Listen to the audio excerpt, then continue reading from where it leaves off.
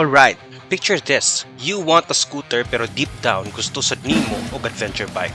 Honda heard you and said, boom! Here's the AdV.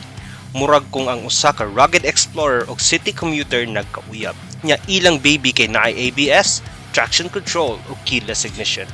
The AdV 150 was already a head turner pero niingon sa Honda. But wait, there's more. So, they gave us the AdV 160.